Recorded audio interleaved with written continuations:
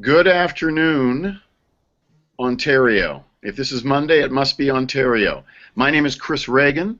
I am Chair of Canada's Eco-Fiscal Commission, and welcome to our third of five Google Hangouts that we're having across the country to talk about the issue raised by our latest report. We are talking today about how the Ontario government should best recycle its carbon pricing revenues. And I've got four wonderful people to talk about that with me today. Before I introduce them, let me just tell you a few things about our report. Our report that came out last week is called Choose Wisely. The title reflects what we think governments across this country need to do after they have created a carbon pricing policy that, of course, is designed primarily to reduce greenhouse gas emissions. They are also going to experience the generation of some revenues, and they are going to need to think carefully about the many ways that those revenues can be recycled. In our report, we talked about 6 different options for governments. We talked about giving transfers, cash transfers, straight back to households. We talked about reducing personal and corporate income taxes. We talked about using the funds to invest in R&D and clean tech. We talked about using the funds to invest in critical public infrastructure. Reducing public debt was another option. And our final option was to provide transitional support to the emissions-intensive industries in the province. So we talked about 6 options for revenue recycling in the report. But we also talked about several objectives that governments almost certainly have. One of them is economic growth. One of them is reducing emissions. Another objective is to worry about the fairness of the carbon pricing policy on households, and in particular the impact on low-income households. We talked about the business competitiveness issue and what to do to make sure that there's not an undue challenge to business competitiveness and the associated leakage.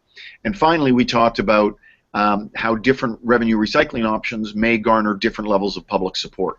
So we thought about 6 different options for recycling revenues, 5 different evaluation criteria, and then you thinking about how the options achieve some objectives and not others, and it soon becomes very clear that this whole issue is actually pretty complicated. In fact, the report could have been called It's Complicated. So we chose Choose Wisely because we think that there's a need for the government to really think clearly about its objectives, to think about the various options, and to think about how there are trade-offs around every corner in this report. So what we've got today is 4 experts to talk about this issue. You'll see below my name the place where you can send the questions. You can send them, by the way, to info@ecofiscal.ca, or if you are Twitter savvy, you can send them in with those hashtags revenue recycling or Ontario. Now, my 4 speakers today are chosen because they are smart and they are going to come at this, I think, from slightly different perspectives. My first guest is Mark Cameron. He's the Executive Director of Canadians for Clean Prosperity. He used to be a Senior Policy Advisor and the Director of Policy and Research to Prime Minister Stephen Harper. You can guess the kinds of things that he might be thinking about. My second guest, Mike Moffat, Assistant Professor in the Ivey Business School at Western University, also Chief Economist at the Moffatt Center, and he has provided expert testimony to House of Commons committees of various kinds. Vicky Sharpe is a Senior Fellow at the International Institute for Sustainable Development. She was also the founding CEO of Sustainable Development Technology Canada, SDTC, that is a government arm's-length organization that provides targeted funding to clean tech sectors. Rick Smith, finally, is the Executive Director of the Broadbent Institute. He is the co-author of 2 best-selling books on the health effects of pollution. One is called Slow Death by Rubber Duck. Yes, you heard that correctly. It's called Slow Death by Rubber Duck. And the other one is called Talks In, Talks Out. Quite clever. He's also the former Executive Director of Environmental Defense and the former Chief of Staff for federal NDP. So now with these 4 speakers ready to go, here's what we're going to do.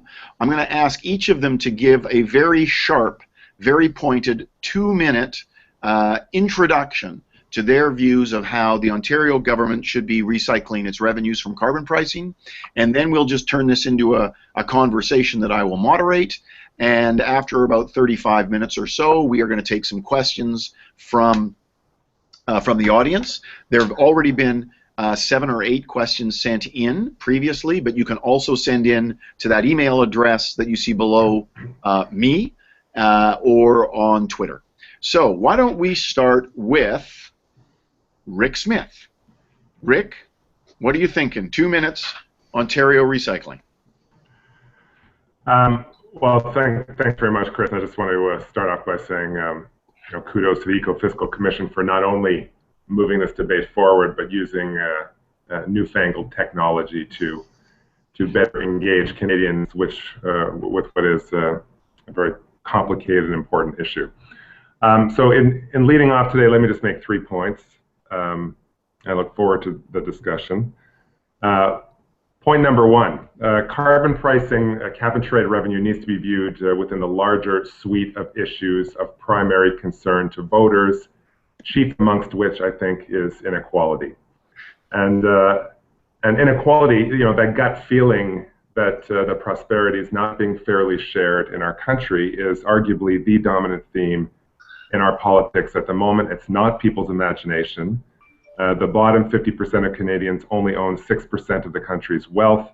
The median wage of Canadians has remained virtually unchanged since the 1980s, and our tax code is riddled with loopholes that disproportionately benefit the wealthy, and our business taxes are now virtually at historic lows.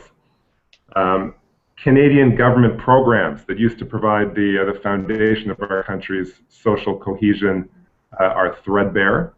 And the fiscal capacity of Canadian governments, the amount of money that Canadian governments spend every year as a percent of GDP, are lower virtually than at any other time since the Second World War. Now, the reason I think this is all very relevant to our discussion today is that one suggestion on the table for how cap and trade revenue should be spent is to offset other taxes. In other words, to lock in the tax-cutting, hope-destroying, government-strangling, inequality-increasing agenda that has so failed Canadians over the last few decades. So my first point is that cap and trade revenue should not be used to cut other taxes. My second point, very quickly, is that carbon revenue should be used to build carbon-reducing infrastructure projects. In this way, the benefit of cap and trade revenue can be doubled up. I'm in Toronto today. The weather is a slush Armageddon. Like every other Torontonian this morning, I woke up, I looked outside, and I dreaded the morning commute because the TTC will be groaning under the weight of its customers this morning. Traffic will be disastrous, and we desperately need new infrastructure in this province. In California, only 16% of emission reductions are projected to come from cap and trade directly. The rest will come from a combination of public transportation growth, electric vehicle uptake, low carbon fuel standards.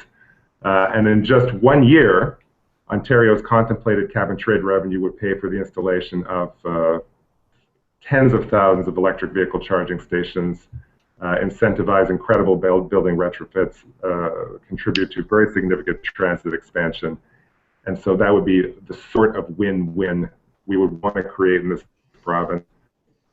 My pitch for how cap and trade revenue should be spent. Thank you, Rick. Thank you very much. Okay, why don't we go to Mark Cameron? Sure. So on behalf of soul-destroying, prosperity-crushing capitalism and tax reduction, Canadians for Clean Prosperity believes that revenues should be recycled as offsets to other taxes. But let me explain why in a bit more detail. The best method of achieving greenhouse gas reductions is through the use of carbon pricing. Other methods, whether it's regulations or subsidies, can achieve reductions, but generally those reductions are more expensive than reductions achieved by using pricing mechanisms. For instance, the Ontario coal closure was estimated cost about $150 a ton for the reductions that were achieved. It was obviously a great achievement to get Ontario off coal, but it was not without cost. whereas generally speaking, price is going to be your best mechanism and most efficient mechanism of achieving reductions. So, but obviously price imposes a cost on the economy. It creates fairness issues, which Rick has alluded to, because generally carbon costs as a kind of consumption tax hit the lower middle class, people who are running a car, people who are heating their homes, and are at the edge of affordability for those the hardest. And that has to be addressed in some way. And it also puts a cost on a whole lot of economic activities that is a drag on economic growth. So you have to think about growth enhancing tax cuts to offset the growth reducing tax imposed by carbon prices.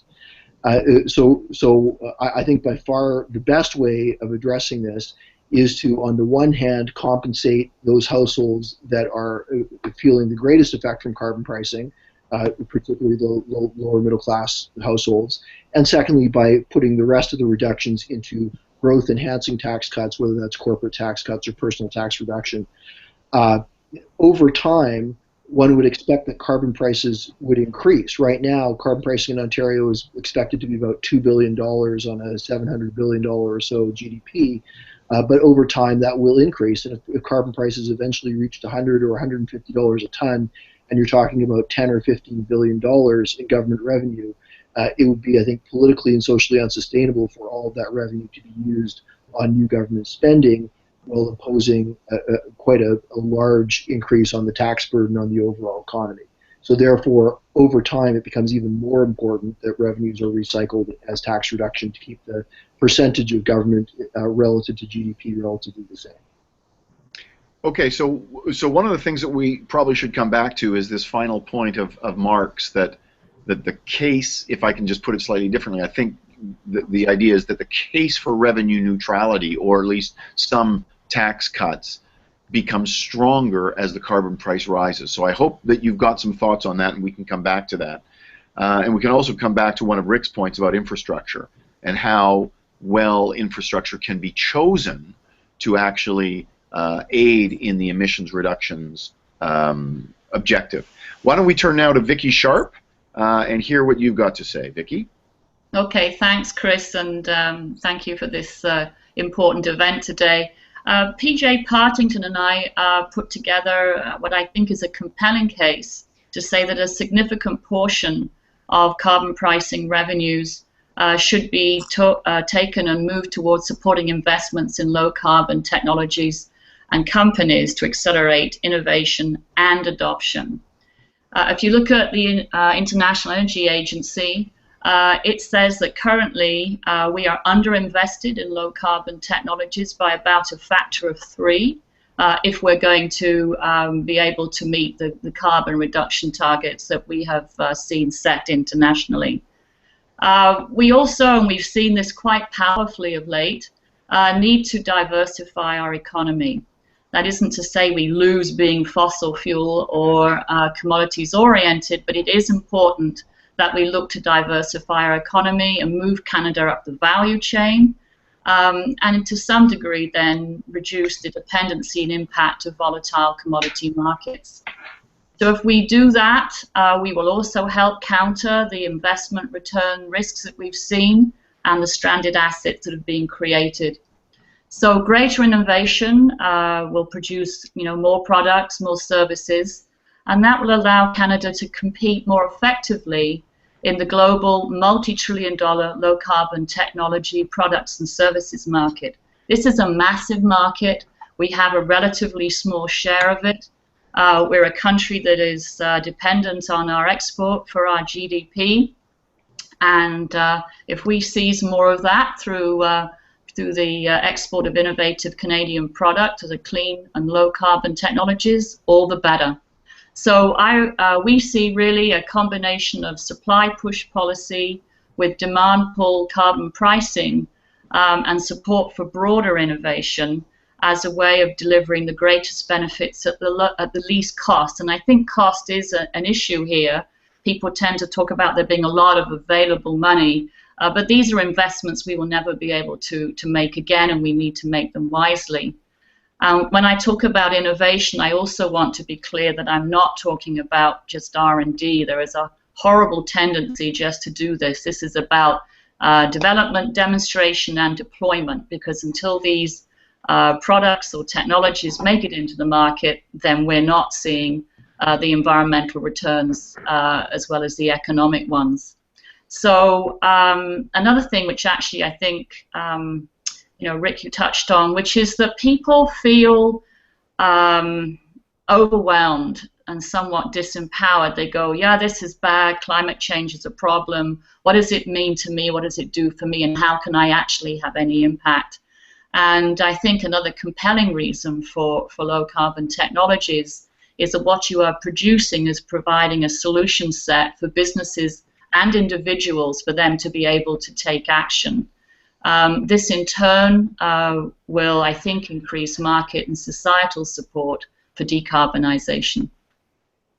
Thank you, Vicky. So a couple of things that we might want to come back to there are, the Ontario government is talking about raising something like $2 billion, just under $2 billion in the first year out on this. And so one question is, how much public investment in low-carbon technologies can the government actually do? So that's a scale question. And another one is, how easy is it for governments to actually make investments like this that do not become a waste of taxpayers' funds, that do not become politicized? So how easy is it for government to do it successfully? Mike Moffatt, you can bring up the rear on the last 2-minute thing, and then we'll really start mixing it up. Okay, well, thank you. I enjoy batting cleanup here. So I'm going to push on the priority ordering somewhat in the paper, and I'm going to particularly focus on Southwestern Ontario because that's where I'm from and what I do. I think the analysis in Choosing Wisely and the earlier paper about provincial carbon pricing are quite strong when it comes to the carbon costs of the trade-exposed manufacturing sectors, that most manufacturing sectors aren't particularly carbon exposed. But I think it's important to not just focus on things that are true, but also things that people believe are true. Big elephant in the room here is that Ontario shed 300,000 manufacturing jobs over the last decade. And if you came down here to Southwestern Ontario and did a Family Feud type survey where you interviewed 100 people and asked them, okay, well, what caused that? 2 of the top 5 answers would be electricity costs and the Green Energy Act. Never mind the fact that the bulk of the job losses happened before 2009, before the GEA was enacted. There's still very real concerns in this part of the province that anything that increases input costs for manufacturers is going to be a job killer, and it's just going to decimate the region. And furthermore, internationally, Ontario is seen as a bit of a high-cost jurisdiction to begin with for a variety of reasons. So any policy that's seen as sort of piling onto that is going to make it harder to win manufacturing mandates in areas like automotive assembly. So I think if we want to have sensible policies that reduce emissions, and I certainly do, and I think that's an important goal, we need to be sensitive to that reality. If people think that these policies are going to kill jobs, they're going to be a non-starter. So as such, I would probably place a little bit more priority than the paper does on things like transitional support, on business supports in general, along with infrastructure that allows companies to get goods and services and people to international markets, since this region is one that's focused on international trade. So, I'd place a little bit more focus there, and maybe a little less focus on some other areas, including reducing debt. Bond yields are under 3% right now. I think Ontario has bigger concerns when it comes to competitiveness and productivity than it does reducing debt. So that's my 2 cents, and I look forward to the discussion. Good, thank you very much. Okay, thank you all very much. So I think there is some overlap for sure, but there's also some scope for there is some disagreement, and we'll try to get to the bottom of it. Let's actually start with comments between Mike and Rick. Rick talked about the need for carbon-reducing infrastructure. Mike talked about, if I interpret it correctly, Mike, as infrastructure that would really help in terms of improving trade and mobility and driving long-run productivity. So is there an easy way here to choose the type of infrastructure? And is there a danger here that the government will label some spending infrastructure even though it won't be the type that either of you are looking for? And anybody else can jump in on this too. But quick responses back from Rick on Mike on that? Well, Chris, I think you put your finger in a key question. I mean, what criteria will we apply to this kind of infrastructure spending? Not just in terms of Ontario cap and trade revenue, but the federal government is about to engage in a very significant spend. And at our recent progress at the Broadband Institute's recent Progress Summit last weekend in Ottawa, we actually had a whole panel called "Shovel Ready versus Shovel Worthy." Asking a question: are we just going to sprinkle these infrastructure dollars a little bit everywhere to anybody that asks, or are we going to apply some key questions? So I take Mike's point. We've done a lot of work with the Steelworkers Union, for instance. So I'm very alive to the concerns that he raises. But I just say that Ontario corporate taxes are.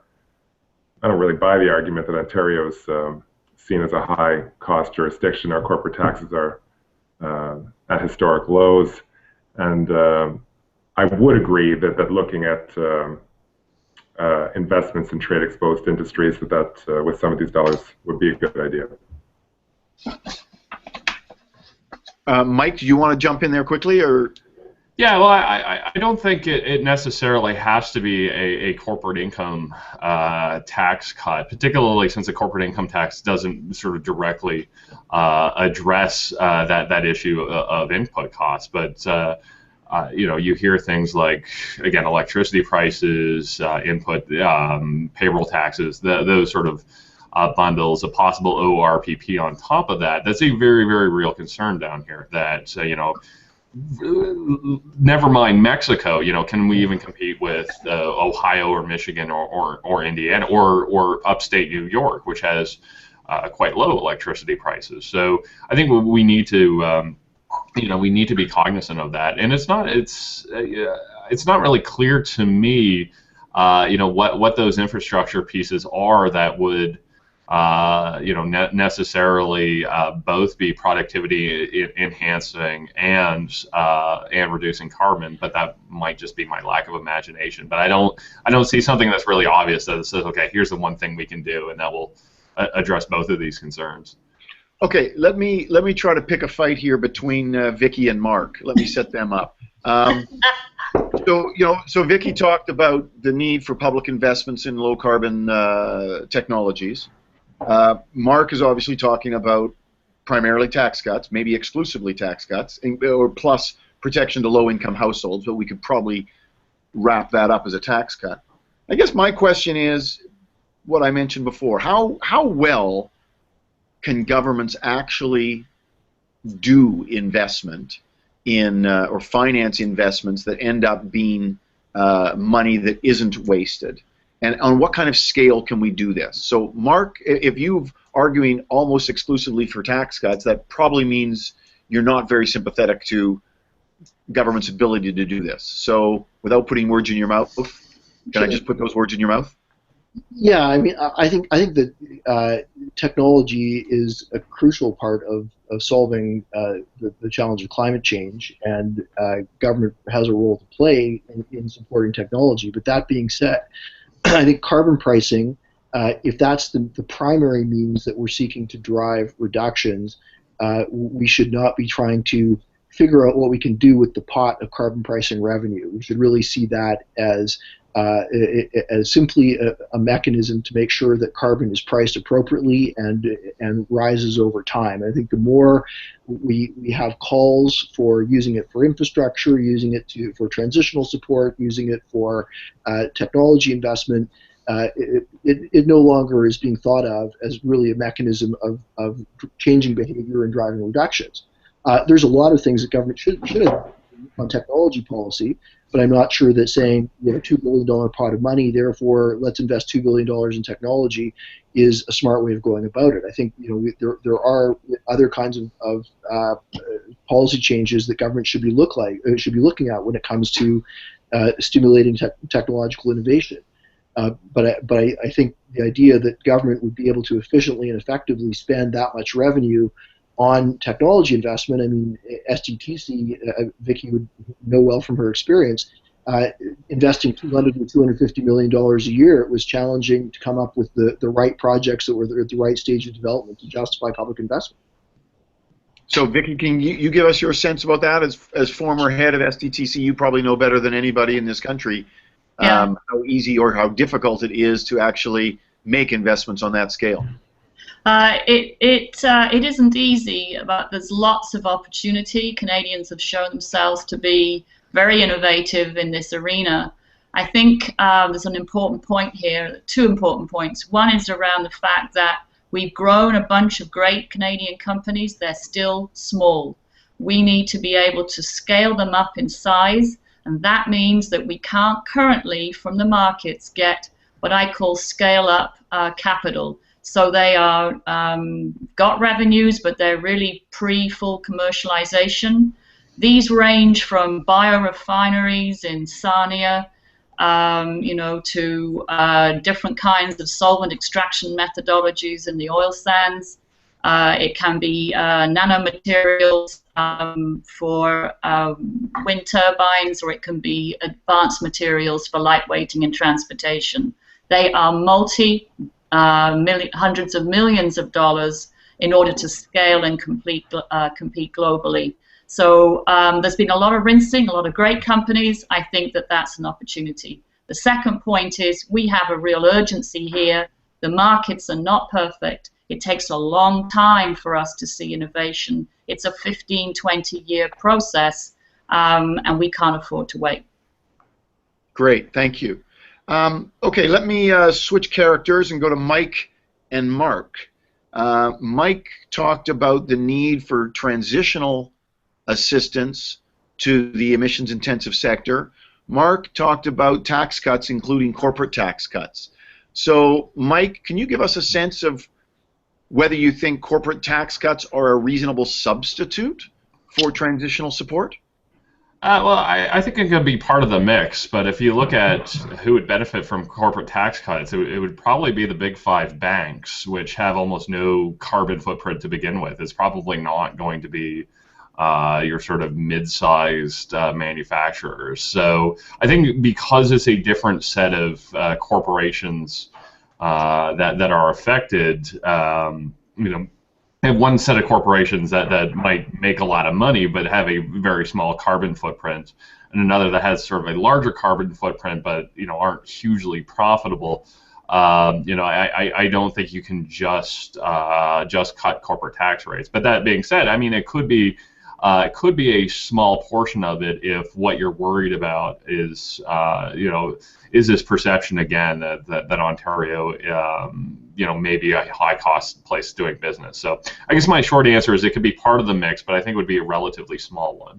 Okay, Mark, do you have a preference for CIT cuts over transitional support to the industries? Well, I guess like Mike, I actually think that you do need a combination of both. I think it's unreasonable to expect large emitting Canadian industries that can't pass on their cost to consumers, that are exporting internationally to jurisdictions that don't have carbon pricing, to bear the full impact. And the Ontario system, as it's currently contemplated, addresses this. If anything, it over-addresses it, because it essentially gives all industries that are trade exposed to any extent 100% free allocation of credits.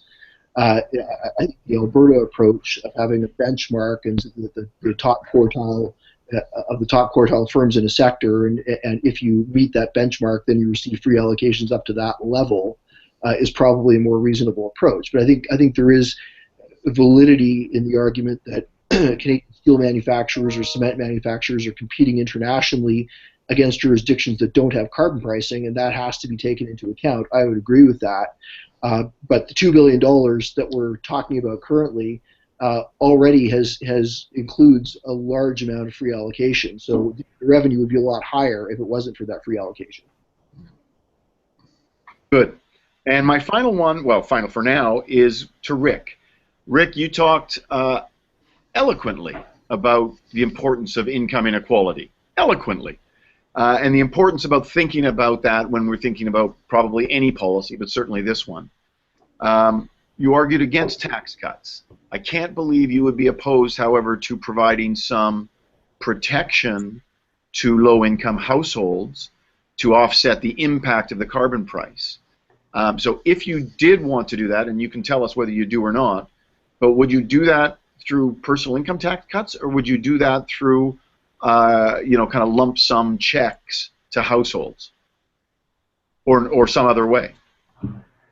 Yeah, well, I think that would be part of the package. I think, you know, the Eco-Fiscal Commission's done some great work trying to pinpoint how much money of the carbon revenue total would be required to protect lower-income households, and it turns out to be not that much money. So, I think being alive to those inequality concerns is important. Certainly, we've advocated federally to increase the working income tax benefit, for instance, which would drop essentially a lot of lower income folks right off the tax rolls. So we are interested in those issues. But I just, my overarching point is that carbon, we have this tendency not only to look at carbon pricing in isolation from other carbon reducing strategies, but we certainly have a tendency to look at it in isolation from the aggregate impact of the tax system across the board. And you know, we're looking at some of the questions that are coming in here. One of the questions that I guess just came in on Twitter is what sorts of metrics should we apply to this overall policy? What should be important? And surely the answer to that is declining emissions. We need to bring emissions down. This policy needs to be part of a suite of policies that dramatically increases emissions over the next few years. And we see different, if you look at British Columbia, for instance, which is a revenue neutral carbon tax, clearly the suite of British Columbia policies is failing because British Columbia emission growth is second only to Alberta. So this notion that we can look at carbon pricing and revenue recycling in isolation from other stuff is not helpful.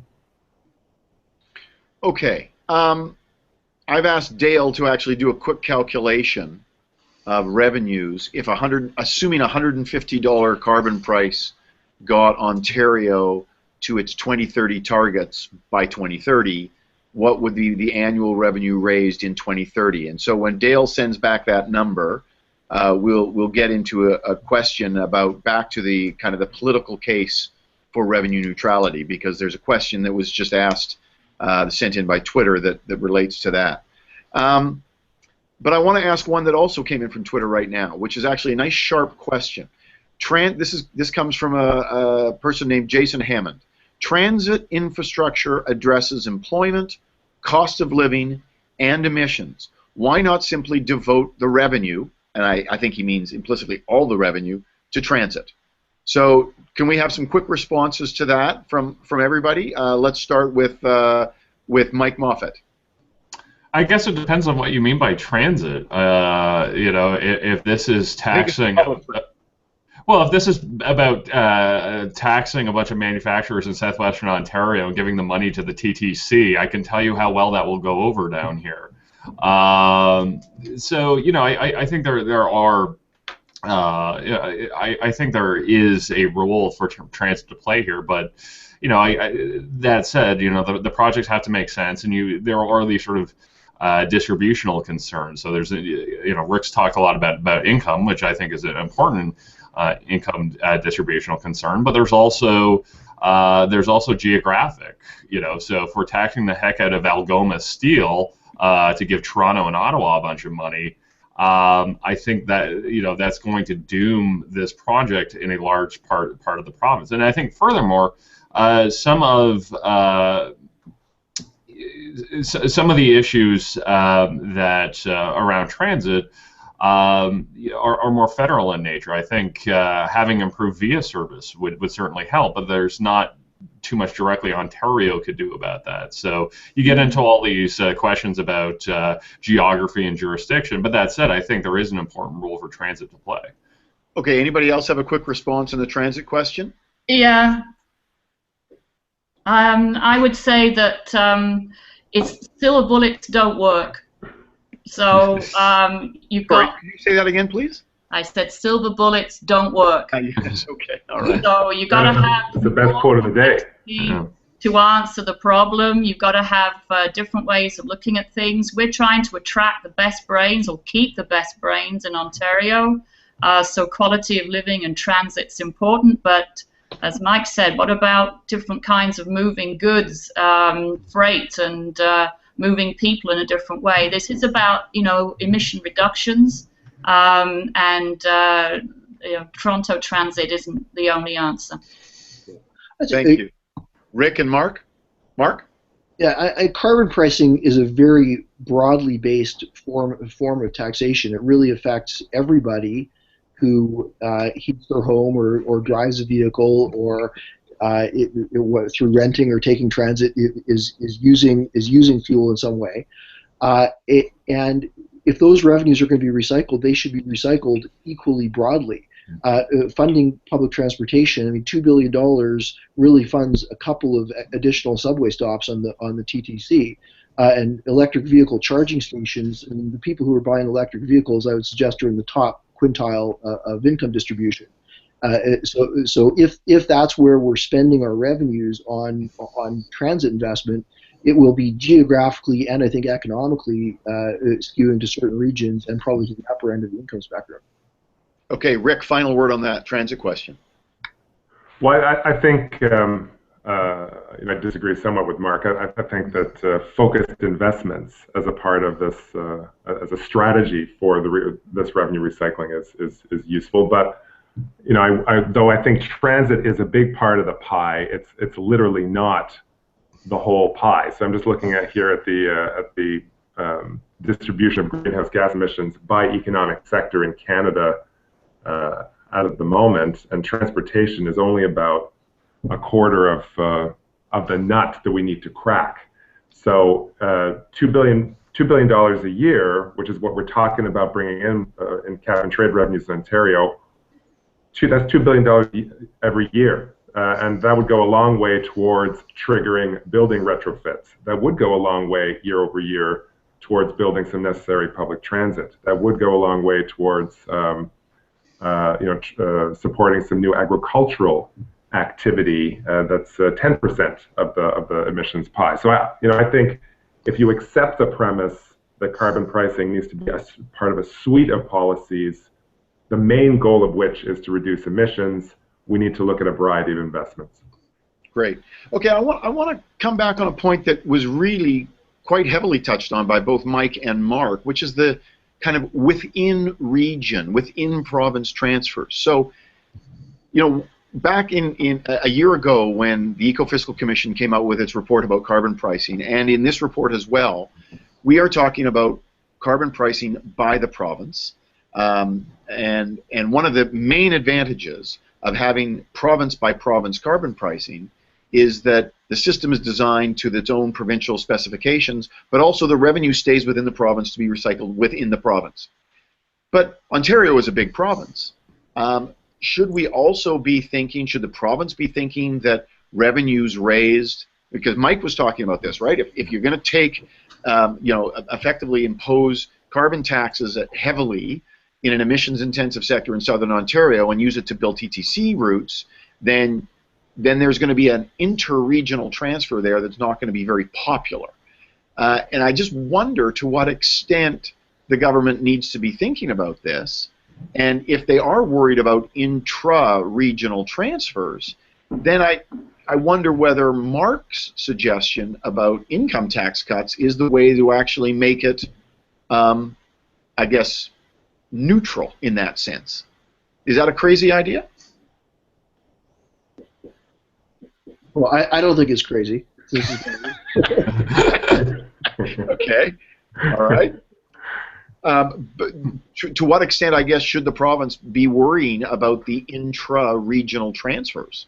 Because public transit does tend to be concentrated, you know, in a way maybe, I don't know whether it matches the sources of the revenue. It may not. It may not.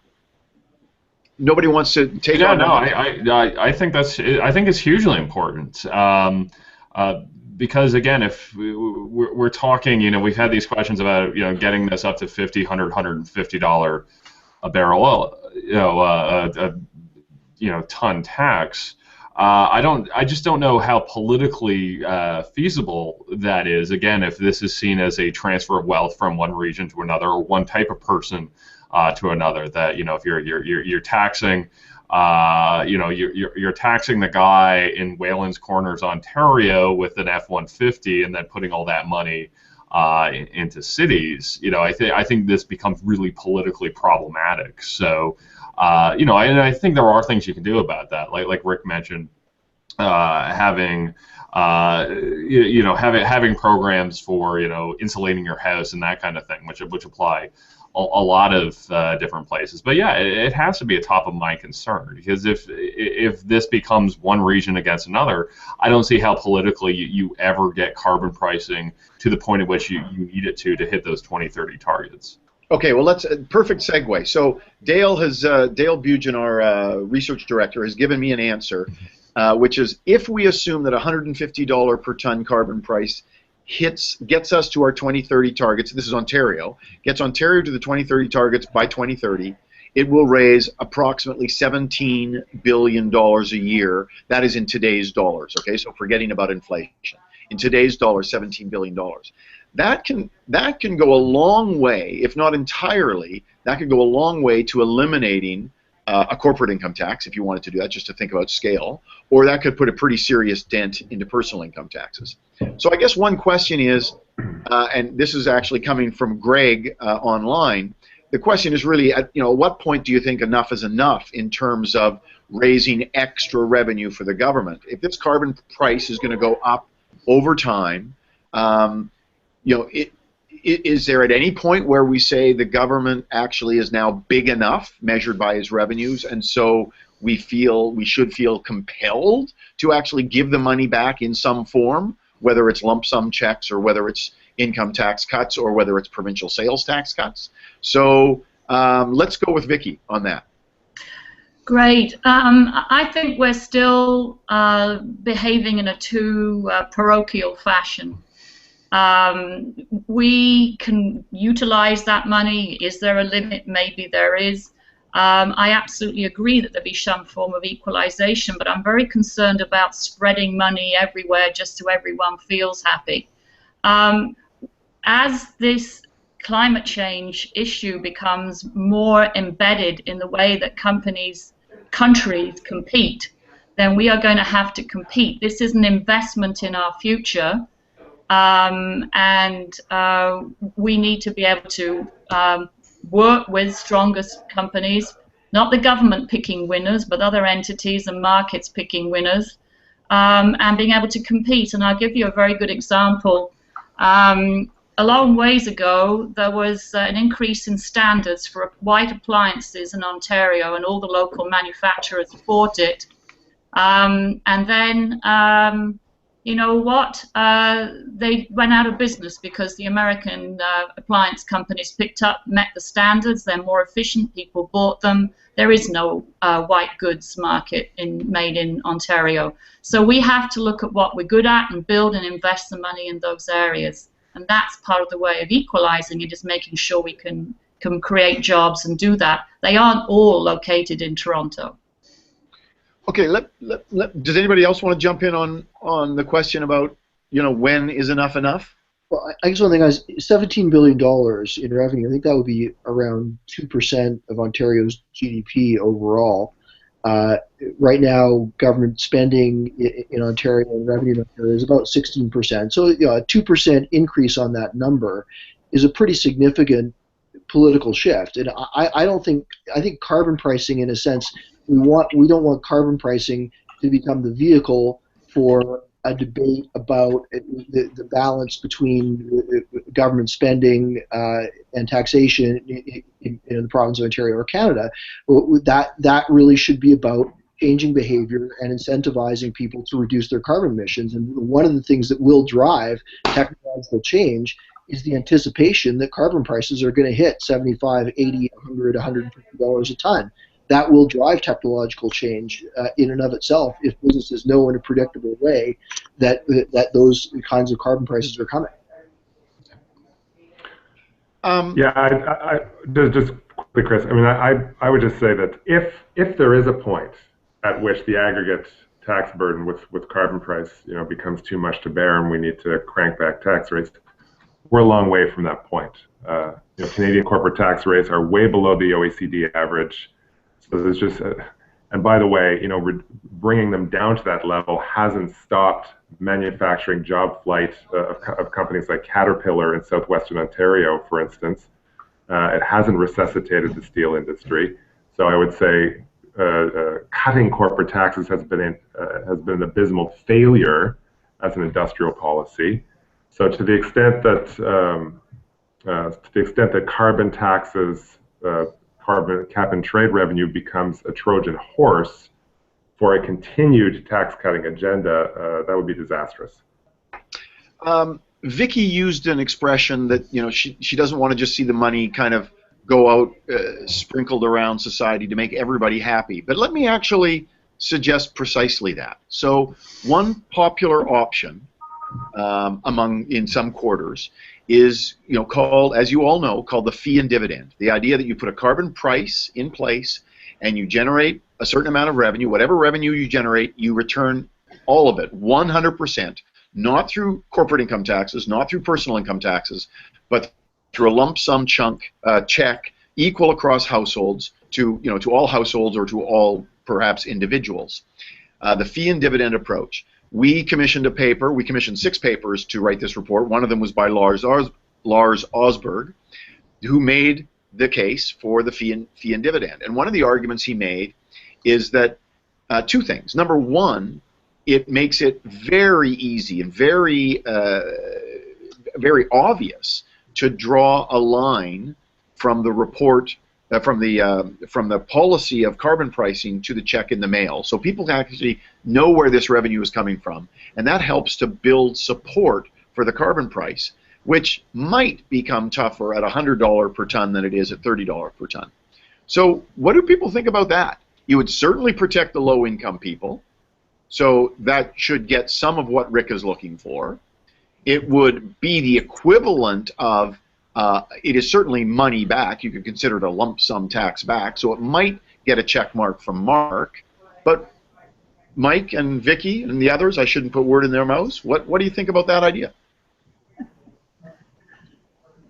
Mike, yeah, Vicky? I'm not a fan. I'm not a fan for it. So basically, again, you go to this sort of distributional issue. So now we're going to impose a lot of costs on business at a time where, again, we're struggling with international competition, and we've got all these demographic challenges.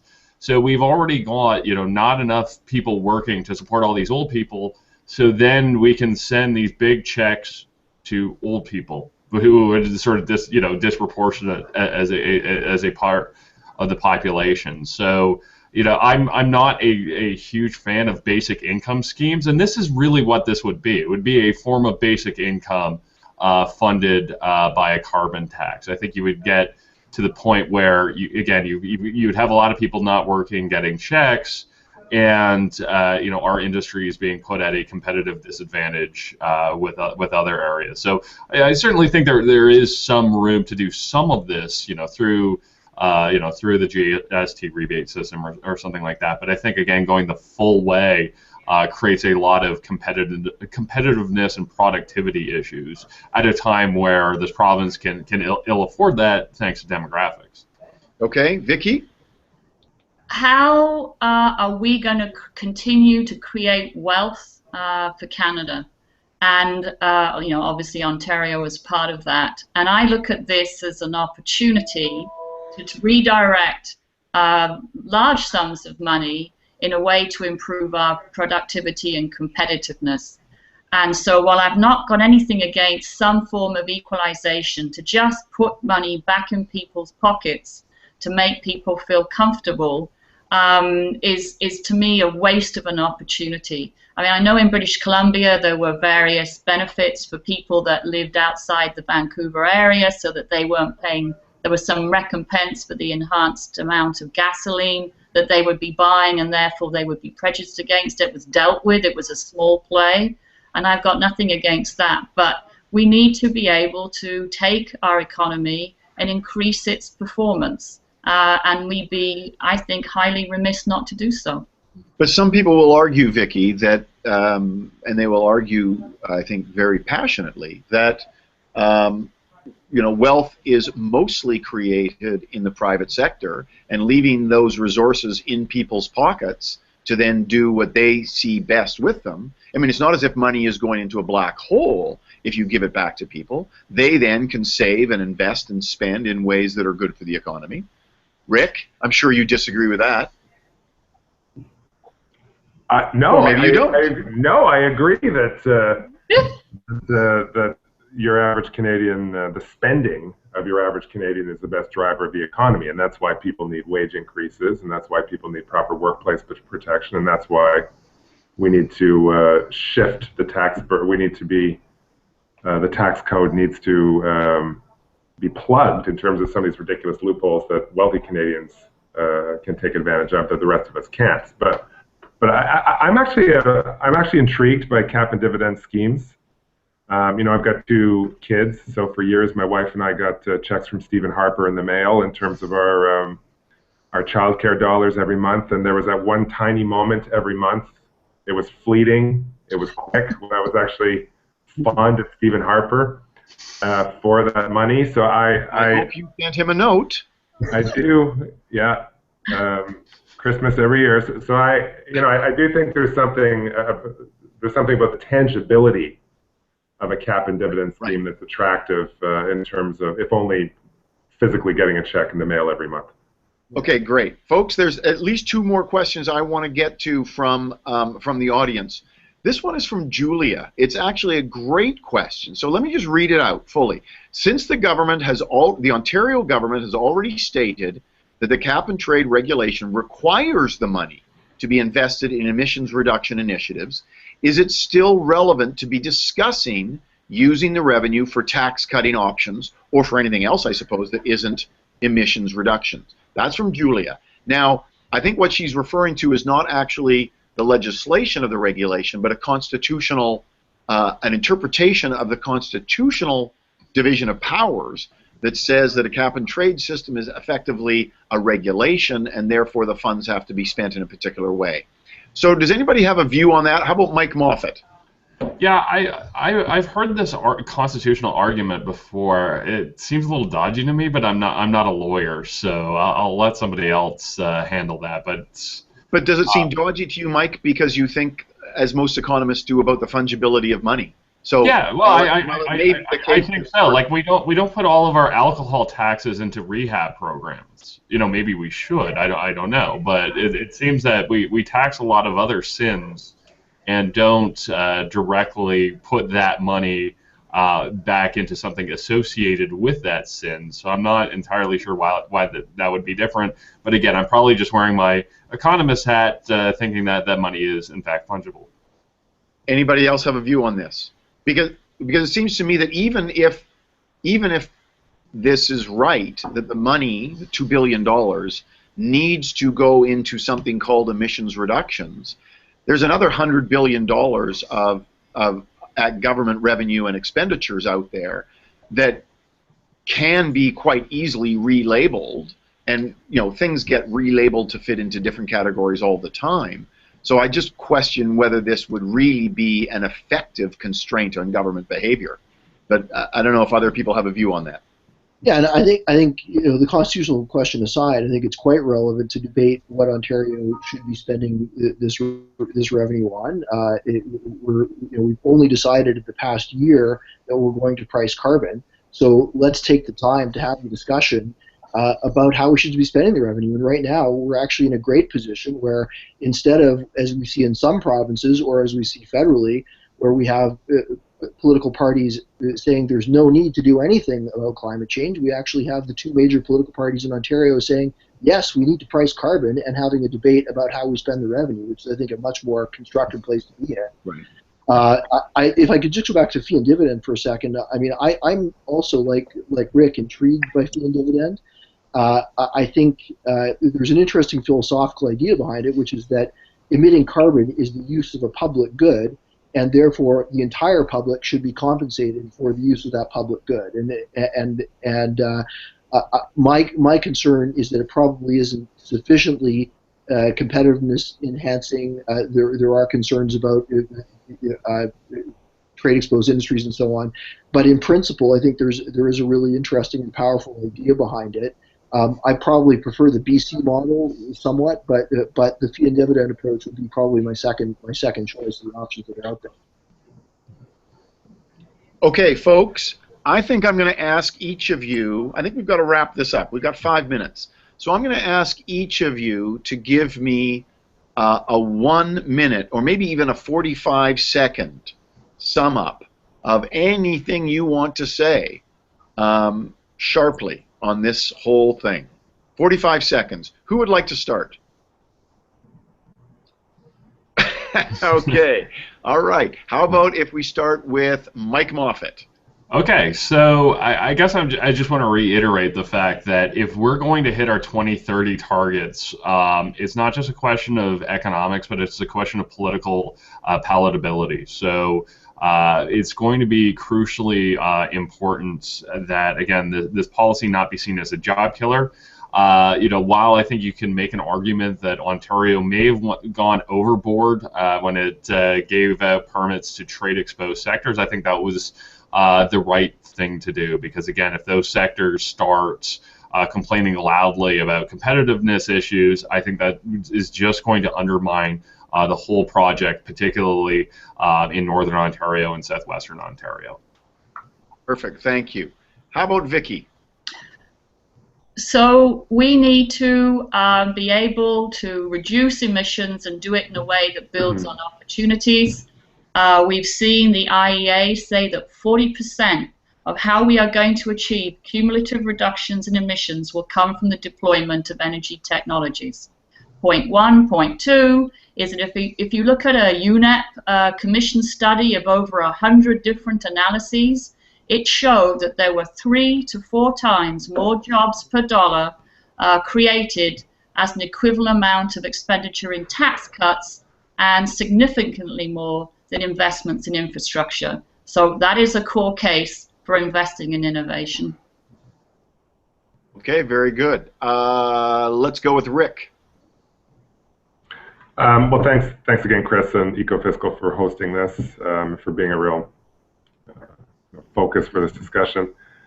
I just want to make the case that, or remind people that one thing to watch for as this debate rolls out over the next little while is which governments are doing the heavy lifting on this, and which politicians are doing the heavy lifting on this. These types of questions, this type of debate is tough stuff.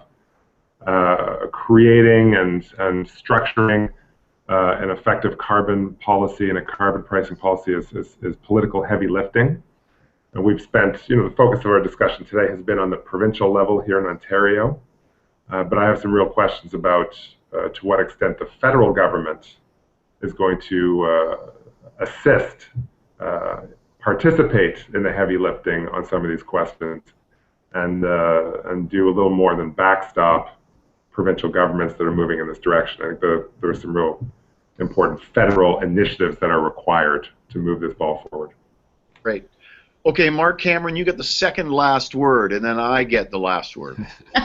Well, like Mike said, if we are going to hit our 2030 targets, we will need to have carbon pricing that is significantly higher, and that will need to be politically viable. I think transitional assistance for trade-exposed industries is part of that, but I think an even bigger part of it is if we're looking at a $17 billion increase in revenue in the province of Ontario, the only way to do that in a politically viable way is to broadly redistribute it to households as direct rebates or tax credits, and also incorporate personal tax cuts that will drive economic productivity. So if we are going to have a viable, politically acceptable, high carbon price that will drive behavioral change and drive technological adaptation, we have to give people, households, and businesses the resources to do that. Great. Thank you all very much. This has been a fascinating discussion. As I said, this was the third of 5 Google Hangouts we're having across the country.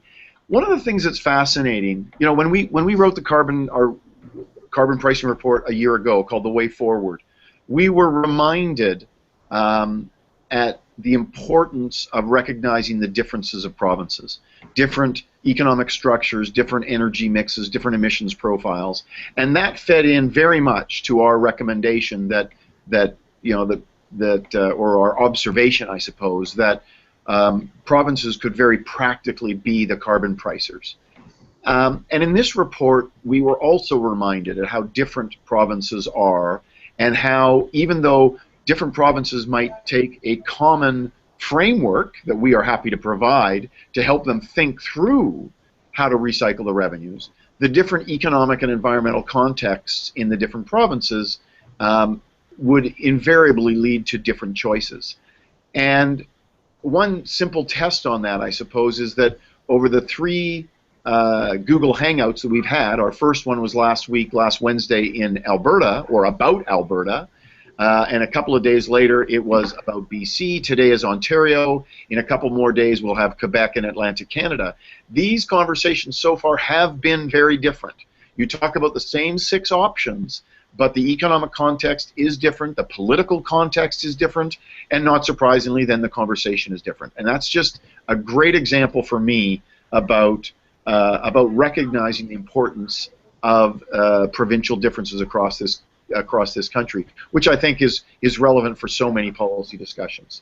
So on that note, let me thank all of you out there in TV land for watching this Google Hangout.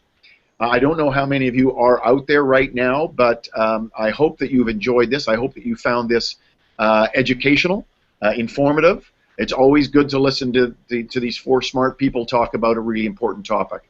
And to those 4 smart people, Rick Smith and Mark Cameron and Vicky Sharpe and Mike Moffat, thank you very much for taking time out of your busy schedule. We certainly look forward to having more of these kinds of conversations in the future.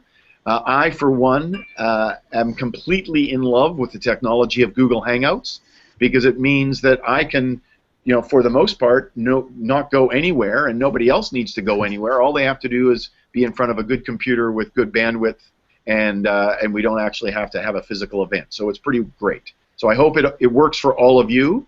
And on that note, let me wish you all a very good day, and I look forward to seeing you again at our next event. Thank you all very much. Thanks very much. Thank you. Have a good day. Bye.